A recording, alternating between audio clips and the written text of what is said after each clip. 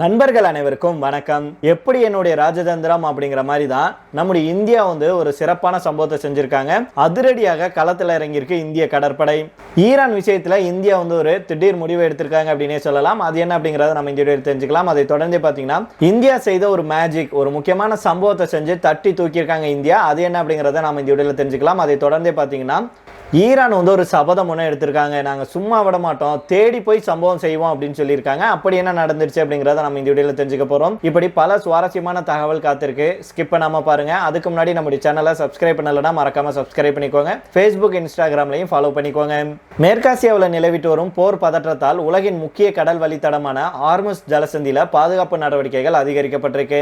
அந்த பகுதியில் செல்லும் இந்திய எண்ணெய் மற்றும் எரிவாயு கப்பல்களுக்கு இந்திய கடற்படை போர்க்கப்பல்கள் பாதுகாப்பு வழங்கி வருவதாக தகவல்கள் வெளியாயிருக்கு. அரபிக்கடல் அமைஞ்சிருக்கும் ஹார்முஸ் நீரிணை அப்படிங்கிறது உலக அளவுல மிகவும் முக்கியமான கடல் பாதைகள்ல ஒன்றாகும். இந்த ஜலசந்தி பாரசீக வளைகுடா மற்றும் ஓமன் வளைகுடா ஆகிய பகுதிகளை இணைக்கும் முக்கிய கடல் வழியாக இருக்கு. ஈரான் நாட்டுடைய கடல் எல்லையொட்டி அமைந்துள்ள இந்த பாதை வழியாகவே ஆசிய நாடுகளுக்கு தேவையான கச்சா எண்ணெய் மற்றும் சமையல் எரிவாயுவின் பெரும்பகுதி கொண்டு செல்லப்படுது. உலக அளவுல கச்சா எண்ணெய் மற்றும் எரிவாயு போக்குவரத்துல இது முக்கிய பங்கு வகிக்குது அப்படின்னே சொல்லலாம். இந்த நிலையில தான் ஈரான் இஸ்ரேல் போர் காரணமாக இந்த பாதையில் ஏற்பட்ட பதற்றம் காரணமாக சரக்கு கப்பல் போக்குவரத்துல தற்காலிக தடைகள் ஏற்பட்டது. குறிப்பாக அமெரிக்காவுடனான மோதல் சூழ்நிலை காரணமாக ஈரான் ராணுவம் இந்த பகுதியில பாதுகாப்பு கண்காணிப்பு அதிகரித்ததாக தகவல்கள் வெளியாச்சு. இதன் தாக்கமாக தான் இந்தியாவுக்கு வரும் சமையல் எரிவாயு விநியோகத்திலையும் தாமதம் ஏற்பட்டதாக சொல்லப்பட்டது. இந்த பிரச்சனையை சமாளிக்க இந்திய பிரதமர் மோடி அவர்கள் ஈரான் அதிபருடன் சமீபத்தில் தொலைபேசி வாயிலாக பேச்சுவார்த்தை நடத்தியதாக தகவல்கள் சொல்றாங்க. அதுக்கப்புறமா இந்திய கப்பல்கள் பாதுகாப்பாக செல்லும் வகையில் நடவடிக்கைகள் மேற்கொள்ளப்பட்டதாகவும் சொல்லப்படுது. அதன் ஒரு பகுதியாக தான் ஷிவாலிக் மற்றும் நந்தாதேவி ஆகிய இரண்டு இந்திய எல்பிஜி கப்பல்கள் சுமார் 1,00,000 டன் சமையல் எரிவாயுவை ஏற்றிக்கொண்டு ஹார்முஸ் ஜலசந்தியை பாதுகாப்பாக கடந்ததாக தகவல்கள் வெளியாயிருக்கு. இந்த கப்பல்கள் விரைவில் குஜராத் மாநில துறைமுகங்களை வந்தடையும் அப்படின்னு எதிர்பார்க்கப்படுது. மேலும் பாரசீக வளைகுடா பகுதியில் தற்போது சுமார் 22 இந்திய எண்ணெய் மற்றும் சரக்கு கப்பல்கள் ஆங்காங்கே நிறுத்தப்பட்டுள்ளதாகவும் தகவல்கள் தெரிவிக்குது. இந்த கப்பல்கள் ஹார்முஸ் ஜலசந்தியை பாதுகாப்பாக கடந்து செல்ல இந்திய அரசு மற்றும் கடற்படை ஒருங்கிணைந்து நடவடிக்கையை மேற்கொண்டுட்டு வர்றாங்க.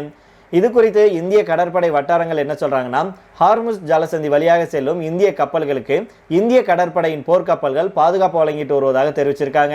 அதாவது கடந்த மார்ச் 14ஆம் தேதி பார்த்தீங்கன்னா 2 இந்திய கப்பல்கள் அந்த பாதையை கடந்து சென்ற போது அவற்றுக்கு இந்திய போர்க்கப்பல்கள் பாதுகாப்பு வழங்கியதாகவும் சொல்லப்படுது. மேலும் பெர்சியன் வளைகுடா பகுதியில் தற்போது 3 இந்திய போர்க்கப்பல்கள் தயார் நிலையில் நிறுத்தப்பட்டுள்ளதாகவும் தேவைக்கேற்ப அவை பயன்படுத்தப்படும் அப்படின்னும் கடற்படை அதிகாரிகள் தெரிவிச்சிருக்காங்க. இதற்கிடையில தான் மேற்காசியாவில் பதற்றம் தொடர்ந்து அதிகரிச்சுட்டு வருது. இஸ்ரேல் மற்றும் அமெரிக்கா இணைந்து கடந்த பிப்ரவரி 28ஆம் தேதி ஈரான் மீது பெரிய அளவிலான வான்வெளி தாக்குதலை தொடங்கினாங்க. இந்த நிலையில தான் கடந்த 2 வாரங்களாக இருதரப்பும் தொடர்ச்சியாக தாக்குதல்களை நடத்திட்டு வருவதாக சொல்லப்படுது. இந்த பதற்றத்துக்கு மத்தியில தான் ஈரான் அதிபருக்கே போனை போட்டு பிரதமர் மோடி அவர்கள் பேசியிருக்காரு. அதுக்கப்புறமா நம்முடைய இந்திய கடற்படை இப்போ களத்தில் இறங்கியிருக்கு அப்படிங்கிறது குறிப்பிடத்தக்கது. அதே போல இன்னொரு விஷயத்துல இந்தியா சம்பவம் செஞ்சதை திரு ஜெய்சங்கர் அவர்கள் இப்போ ஓப்பனா பேசியிருக்கிறாரு, சொல்லியிருக்கிறாரு. ஈரான் அமெரிக்கா போரின் காரணமாக உலகின் 20% எண்ணெய் வர்த்தகம் நடைபெறும் முக்கியமான ஹார்முஸ் ஜலசந்தியை ஈரான் மூடுவதாக அறிவிச்சாங்க. இதனால உலகம் முழுவதும் எண்ணெய் விநியோகம் பாதிக்கப்பட்டுச்சு. இருந்தாலும் இந்திய கப்பல்கள் பாதுகாப்பாக செல்லும் வகையில் நடவடிக்கைகள் மேற்கொள்ளப்பட்டதாக சொல்லப்படுது. இது குறித்து நம்முடைய மத்திய வெளியுறவு அமைச்சர் ஜெய்சங்கர் அவர்கள் விளக்கம் ஒன்று கொடுத்திருக்கிறாரு. இது தொடர்பாக அவர் என்ன சொல்றாருன்னா, ஈரான் கூட நேரடியாக நடத்திய பேச்சுவார்த்தைகள் இந்திய கப்பல்கள் ஹார்முஸ் நீரிணையை கடந்து வர உதவி செஞ்சிருக்கு. நான் தற்போது அவர்களுடன் பேசிட்டு வரேன். இந்த பேச்சுவார்த்தை சில முடிவுகளை தந்திருக்கு அப்படின்னு சொன்னாரு. மேலும் அவர் என்ன சொல்றாருன்னா, இந்திய கொடியுடன் வரும் கப்பல்களுக்கு நீண்ட கால ஏற்பாடு அப்படின்னு எதுவும் இல்லை. ஒவ்வொரு கப்பலுடைய பயணமும் தனித்தனியாக தான் பேசப்பட்டு ஏற்பாடு செய்யப்படுது. இந்தியாவிடமிருந்து இதுக்காக ஈரான் எதுவும் பெறவில்லை. இந்தியா ஈரான் இடையே உறவு இருக்கு. தற்போது நடைபெறும் மோதல் அப்படிங்கிறது மிகவும் துரதிர்ஷ்டமான ஒன்றாகும் அப்படின்னு சொல்லியிருக்கிறாரு. இப்போது உள்ள நிலை அப்படிங்கிறது ஆரம்ப கட்டத்திலேயே இருக்கு. அங்கு இன்னும் பல கப்பல்கள் இருக்கு. தற்போது ஏற்பட்டுள்ளது ஒரு வரவேற்கத்தக்க முன்னேற்றமாக இருந்தாலும் இது தொடர்பான பணிகள் தொடர்ந்து நடைபெற்று வருது. பேச்சுவார்த்தைகளும் தொடர்ந்து கொண்டிருக்கு அப்படின்னு அவர் சொல்லியிருக்கிறாரு. நம்ம எல்லாத்துக்குமே தெரியும், ஈரான் ஹார்முஸ் ஜலசந்தியை மூடியதுனால எண்ணெய் விநியோகம் பாதிக்கப்பட்டிருக்கு அப்படின்னு. இதனால பாதிப்பை சந்தித்துள்ள நாடுகள் போர்க்கப்பல்களை ஹார்முஸ் ஜலசந்திக்கு அனுப்ப வேண்டும் அப்படின்னு ட்ரம்ப் அவர்கள் கோரிக்கையை விடுத்திருந்தாரு. ஆனா இதை பல நாடுகள் நிராகரிச்சிருக்காங்க. அதாவது ஈரானுக்கு எதிராக நாம தாக்குதல் நடத்தணும், அதனால உங்களுடைய கப்பல்லாம் ஹார்முஸ் ஜலசந்திக்கு அனுப்புங்க அப்படின்னு தன்னால முடியலை அப்படின்னு சொல்லி ட்ரம்ப் அவர்கள் அப்படியே மண்டிட்டு இருக்கிறார் அப்படின்னு சொல்லணும்.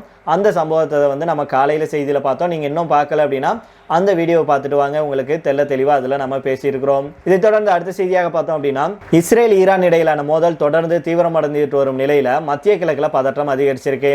கடந்த 2 வாரங்களுக்கு மேலாக நீடிச்சிட்டு வரும் இந்த மோதலுக்கிடையே இஸ்ரேல் பிரதமர் பெஞ்சமின் நெத்தன்யாகு குறித்து பல்வேறு தகவல்கள் பரவிட்டு வருது. குறிப்பாக அவர் கடந்த சில நாட்களாக பொதுவெளியில அதிகமாக காணப்படவில்லை அப்படிங்கிற தகவல் சமூக வலைதளங்கள்ல பரவுச்சு. இந்த நிலையில தான் ஈரானுடைய புரட்சிகர ராணுவம் வந்து கடுமையான எச்சரிக்கை ஒன்று வெளியிட்டிருக்காங்க. அதாவது இது வந்து இப்போ சர்வதேச அளவில் பரபரப்பை ஏற்படுத்தியிருக்கு. அதாவது அவங்க ஒரு அறிக்கை ஒன்று விட்டுருக்காங்க. அதில் என்ன சொல்லியிருக்காங்கன்னா, குழந்தைகளை கொன்ற இந்த குற்றவாளி உயிருடன் இருந்தால் எங்களுடைய முழு வலிமையையும் பயன்படுத்தி அவரை தேடி சென்று கொள்வோம் அப்படின்னு நெத்தன்யாகுவை குறிவச்சு எச்சரிக்கை விடுக்கப்பட்டிருக்காங்க. இதற்கிடையில தான் மார்ச் 13ஆம் தேதி நெத்தன்யாகு தன்னுடைய எக்ஸ் சமூக வலைதள பக்கத்தில் வெளியிட்ட வீடியோவும் பெரும் சர்ச்சையை ஏற்படுத்தியிருந்தது. அந்த வீடியோவில் அமெரிக்கா மற்றும் இஸ்ரேல் இணைந்து ஈரான் மீது மேற்கொண்டு வரும் ராணுவ நடவடிக்கைகள் குறித்து அவர் விளக்கம் கொடுத்திருந்தார். ஆனால் அந்த காட்சியை கவனமாக பார்த்த சில சமூக வலைதள பயனர்கள் அவர் கையை அசைக்கும் ஒரு தருணத்தில் 6 விரல்கள் இருப்பது போல தோணுது அப்படின்னு சுட்டி காட்டியிருந்தாங்க. இதனால் அந்த வீடியோ செயற்கை நுண்ணறிவு தொழில்நுட்பமான ஆர்டிபிஷியல் இன்டெலிஜென்ஸ் மூலம் உருவாக்கப்பட்டதா அப்படிங்கிற சந்தேகம் சமூக வலைதளங்கள்ல பரவ தொடங்குச்சு. இந்த வாரம் வேகமாக பரவியதை அடுத்து வேர் இஸ் பிபி அப்படிங்கிற ஹேஷ்டாக் உலக அளவில் ட்ரெண்ட் ஆனிச்சு.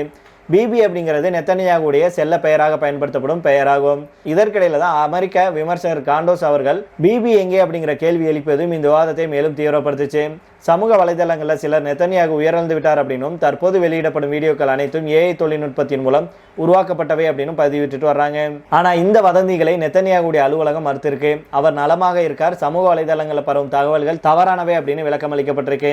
அதே நேரத்தில் அமெரிக்கா, இஸ்ரேல் மற்றும் ஈரான் இடையே கடந்த சில வாரங்களாக கடுமையான ராணுவ பதற்றம் நிலவிட்டு வருது. இந்த சூழ்நிலையில தான் ஈரானுடைய புரட்சிகர பாதுகாப்பு படை வெளியிட்டிருக்கும் இந்த கடும் எச்சரிக்கை அந்த பகுதிகளில் நிலவி வரும் அரசியல் மற்றும் ராணுவ பதற்றத்தை மேலும் அதிகரிக்க செய்யும் அப்படின்னு சர்வதேச வல்லுநர்கள் சொல்லியிருக்காங்க. அதே போல திருப்பி அடிக்காம அமைதி காத்துட்டு இருக்கு துபாய். ஈரான் அவ்வளோ அடிச்சும் பதிலடி தராமல் இருப்பது ஏன் அப்படிங்கிற ஒரு கேள்வி எழுந்திருக்கு. இஸ்ரேல் ஈரான் இடையே மத்திய கிழக்குல போர் தொடரும் நிலையில சம்பந்தமே இல்லாம இதுல துபாய் வந்து சிக்கியிருக்கு. அமீரக நகரங்களை குறிவைத்து ஈரான் தொடர்ந்து தாக்குதல் நடத்தி வந்தாலும் கூட அதற்கு எந்த ஒரு பதிலடியும் கொடுக்காமல் துபாய் வந்து அமைதியாகவே இருந்துட்டு வருது. துபாய் இது போல அமைதி காக்க என்ன காரணம், இதன் பின்னணி குறித்த காரணங்களை தான் நாம தெரிஞ்சுக்க போறோம். இன்னைக்கு காலையில துபாய் சர்வதேச விமான நிலையம் மீது மீண்டும் ஈரான் தாக்குதலை நடத்துச்சு. அங்கிருந்த எண்ணெய் சேமிப்பு டேங்கரை குறிவைத்து ஈரான் ட்ரோன் தாக்குதலை நடத்துச்சு. இதனால அங்கிருந்த எரிபொருள் டேங்கர் தீப்பிடித்து துபாய் விமான நிலையம் முழுக்கவே பரபரப்பு ஏற்பட்டுச்சு. இதனையடுத்து துபாய் விமான நிலையத்தில் விமான சேவைகள் தற்காலிகமாக ரத்து செய்யப்பட்டுச்சு. மேலும் அங்கிருந்த பயணிகள் பாதுகாப்பாக வெளியேற்றப்பட்டாங்க. மத்திய கிழக்கில் இந்த மோதல் தொடங்கியது முதலே ஈரான் மத்திய கிழக்கில் இருக்கும் மற்ற நாடுகளையும் குறிவைத்து தாக்குதல்களை நடத்திட்டு வருது. தங்களுக்கு மற்ற நாடுகள் குறியில்லை அப்படின்னாலுமே அங்கே இருக்கும் அமெரிக்க படைகளை குறிவைத்தே தாக்குதல் நடத்தப்படுவதாக ஈரான் சொல்லுது. இருந்தாலும் துபாய் போன்ற அமெரிக்க படைகள் இல்லாத இடங்கள்லையும் ஈரான் தாக்குதலை நடத்தியதாகவே இருக்கு. ஈரான் அனுப்பும் பெரும்பாலான ட்ரோன்கள் இடைமறிக்கப்பட்டாலும் கூட சில ட்ரோன்கள் அமீரகத்தை தாக்கவே செய்யுது. துபாய் விமான நிலையம் உட்பட அமீரகத்துடைய முக்கிய கட்டமைப்புகளை குறிவைத்து ஈரான் தாக்குதலை நடத்திட்டு வருது. ஈரானுடைய தாக்குதலால துபாய் விமான நிலையம் பாதிக்கப்பட்டிருக்கு. துபாயிலிருந்து செல்லும் கச்சா எண்ணெய் முடங்கியிருக்கு. துபாய் சுற்றுலாவும் கூட பாதிக்கப்பட்டிருக்கு. இவ்வளவு நடந்ததுக்கு அப்புறமும் கூட துபாய் பதிலடி கொடுக்காமல் தற்காத்துட்டு மட்டும்தான் வர்றாங்க. அதாவது ஈரான் மீது நேரடி தாக்குதல்களே அமீரகம் ஆரம்பிக்கல. அமீரகம் இந்த அளவுக்கு ஏன் அமைதி காக்குது அப்படிங்கிற கேள்வி பலருக்கும் வரலாம். ஈரானுடனான பொருளாதார உறவுக்கு அமீரகம் முக்கியத்துவம் கொடுப்பதே இதுக்கு பிரதான காரணமாகும். ஈரான் கூட ஆண்டுக்கு பல பில்லியன் டாலர் மதிப்புள்ள எண்ணெய் அல்லாத வர்த்தக உறவுகளை அமீரகம் கொண்டிருக்கு. இது ஈரானுக்கு லாபகரமாகவே இருக்கு. தன்னுடைய தலைவனை இழந்த சோகத்தில் ஈரான் ஏவுகணைகளை ஏவி வரும் சூழல்ல இந்த நேரத்தில் பதிலடி கொடுத்தால் லாபகரமான இந்த உறவுகள் துண்டிக்கப்பட்டு எண்ணெய் சாராத பொருளாதார வளர்ச்சி பாதிக்கப்படும். இதை உணர்ந்த அமீரகம் அமைதி காத்துட்டு வருது அப்படின்னு சொல்றாங்க. மேலும் கச்சா எண்ணெய் மார்க்கெட்டை பொறுத்த வரைக்கும் சிறத்தன்மை ரொம்பவே முக்கியம். ஓபெக் பிளஸ் உறுப்பு நாடுகளில் முக்கிய நாடாக அமீரகம் இருக்கு. இந்த நேரத்தில் ஈரான் மீது அமீரகம் ஏதாவது தாக்குதலை நடத்தினாங்கன்னா அது கச்சா எண்ணெய் விலையை தாறுமாறாக உயர்த்திடும். இது வந்து அதன் பிரதான பிசினஸை பாதிக்கும். மேலும் அதன் சுற்றுலா சார்ந்த பொருளாதாரத்தையும் பாதிக்கும் அப்படின்னு சொல்றாங்க.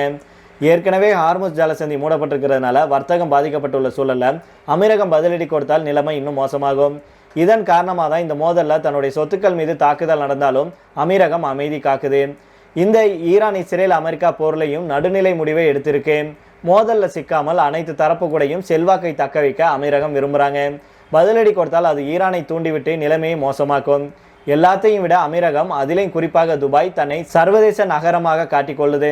உலகின் பெரும் பணக்காரர்கள் அதிக பணம் செலவழிக்கும் சுற்றுலா பயணிகளை தன்னை நோக்கி ஈர்க்கிறாங்க. இது தொடரணும் அப்படின்னா நடுநிலையும் அமைதியும் முக்கியம். இந்த போர் சலசலப்புல அமீரகம் நடுநிலையாக இருந்தால் போர் முடிந்தவுடன் சீக்கிரமே அமீரகம் மீண்டும் இயல்பு நிலைக்கு திரும்பிவிடும். ஆனால் ஈரானை தாக்கினால் போர் முடிஞ்சதுக்கு அப்புறம் கூட ஈரான் அமீரகம் முதல் இருந்து கொண்டே இருக்கும். எப்ப வேண்டுமானாலும் ஈரான் தாக்கும் அப்படிங்கிற இமேஜ் உருவாகும். இதனால சர்வதேச முதலீட்டாளர்கள் அமீரகம் பக்கமே வரமாட்டாங்க. இதன் காரணமாக தான் அமீரகம் பதிலடி கொடுக்காமல் அமைதி காட்டுது அப்படின்னு சொல்லியிருக்காங்க.